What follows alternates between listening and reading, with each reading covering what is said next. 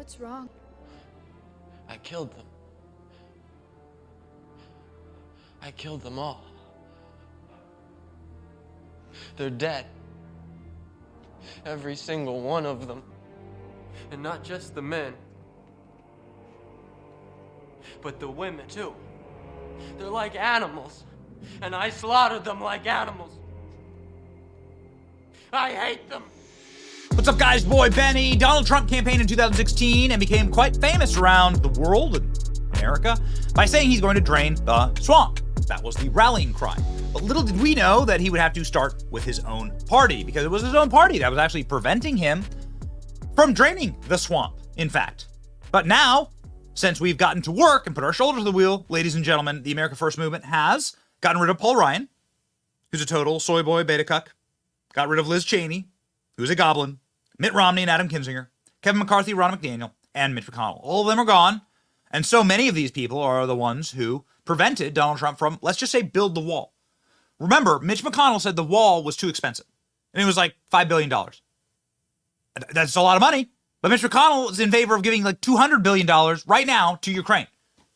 So, F that guy, like for real. Okay, I'm at a loss for words. You are a traitor to our nation. You are a traitor to our party. Your name should be anathema to any Republican going forward. And actually, Mitch McConnell is the least popular politician in America.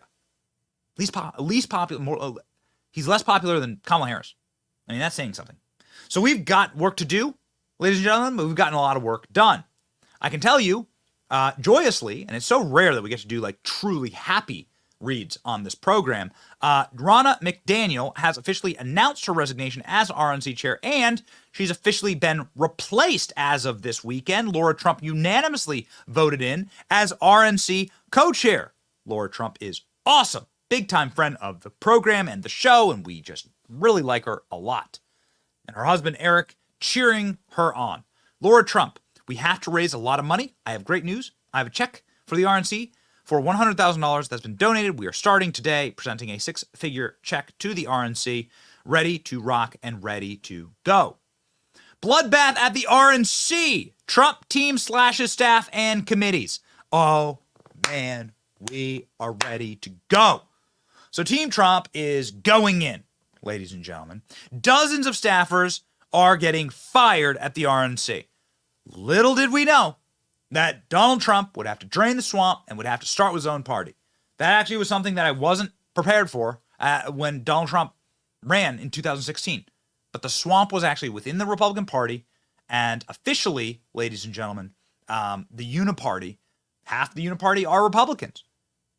And so that's why these people had to go. I can tell you this before we hop into this article, my own personal experience with this. I lived right next door to an RNC staffer in Washington, D.C., somebody who's really high up on fundraising for the RNC. And that person, not going to shame anyone right now, not going to kick a horse, beat a horse while they're down, right?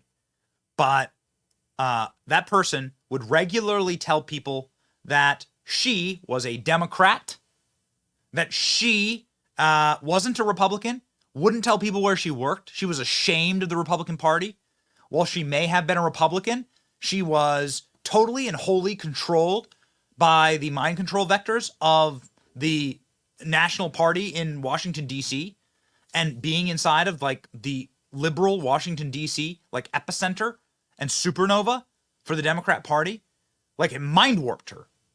And so she was like ashamed of what she did. How are you supposed to run a party like that? That's how you get results like you got for the Republican Party over the last couple of years. That's how you get your results. You hire people that are ashamed of themselves and ashamed of their party and ashamed of their jobs. Here we go. Donald Trump's newly installed leadership team at the Republican National Committee on Monday began the process of pushing out dozens of officials, according to the two people close to the Trump campaign in the RNC. All told, it is expected that more than 60 RNC staff who work across the political, communications, and data departments will be let go. Those being asked to resign include 5 members of the senior staff, though the names were not made public. Additionally, some vendors, contractors are expected to be cut.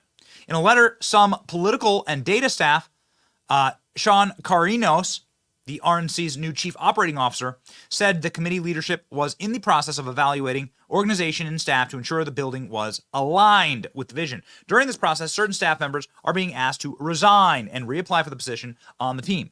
The overhaul is aimed at cutting what some of the people described as bureaucracy in the RNC, but the move also underscores the swiftness which Trump's operation is moving to take over the Republican Party's operations. Former president all but clinched the party's presidential nomination last week. Donald Trump, I think, is just a few delegate votes away from being the official nominee, but there's no one running against him. Nikki Haley dropped out, so Donald Trump is the official nominee, obviously.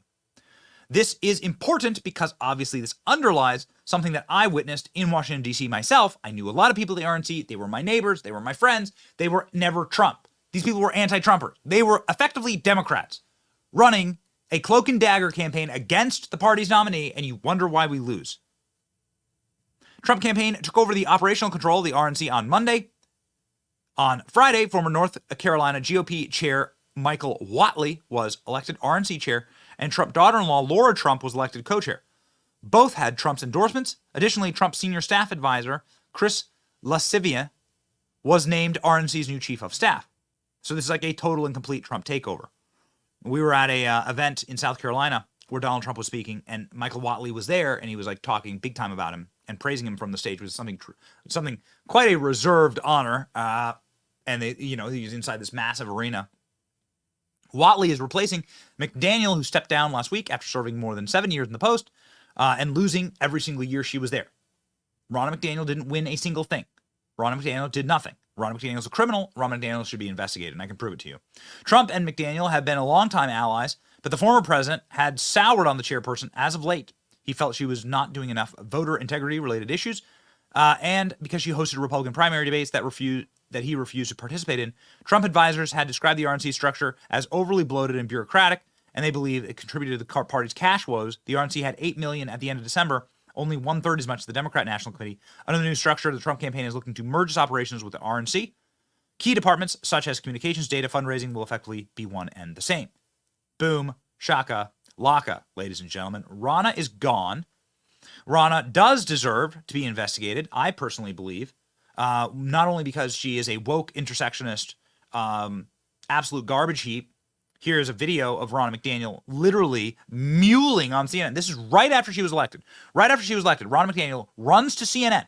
Runs to CNN, of all places, to complain that there were too many white guys at the RNC. I kid you not. Check this clip out. What do these pictures have in common? Let's see. I don't know. Yeah, there is a familiar theme here. I'm very happy to add a feminine touch to this wall.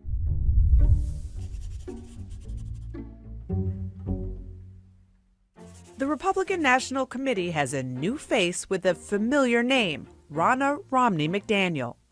Your uncle ran for president, so did your grandpa. Yeah, and my mom ran for Senate, and my dad had run for Attorney General, and I thought, I've got to go get into party politics so I can figure out how to win and get some of my family members across the finish. Ronna McDaniel also complained that her Romney family is a giant family of losers. Well, that was a sign of things to come. Donald Trump, obviously, calling for the change at the RNC, saying before the announcement that there will be changes made. Those changes needed to happen because the RNC is dead broke. Yep, that's right, dead broke. 5 years at the RNC, spent $1.3 million on private jets, $1 million on limousine chauffeur services. That's a lot of Uber X's. $17 million on donor mementos. $17 million on mementos? What are they buying them? Gold bar mementos? $250,000 on floral arrangements. $800,000 in alcohol. What kind of tabs are these people running? Like, seriously. Who's going to these RNC conventions? Jack Daniels? $400,000 on luxury entertainment. Whatever those are. This from the reporting at Red State. Great reporting. Exclusive analysis shows RNC spent millions on private jet limos, luxury retreats, and Broadway shows.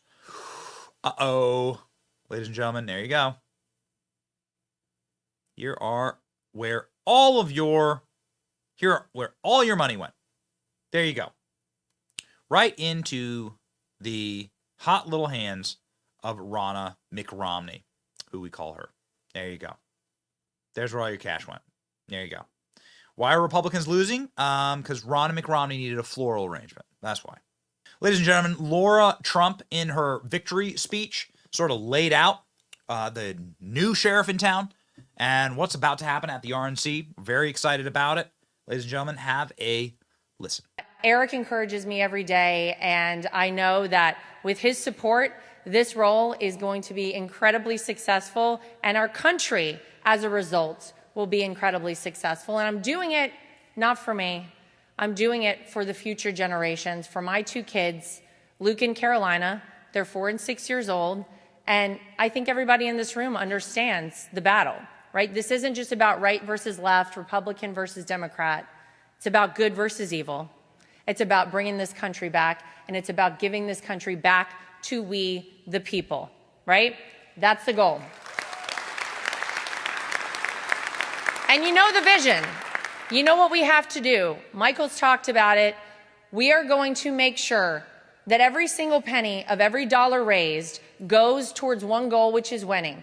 How do we do that? We have to have election integrity like we've never seen before in this country, right? We've got to play the game a little bit differently. We have to encourage people to do things like early voting. We have to get people early voting, and then as soon as they go vote, they take people from that day on all the way up until Election Day to go vote.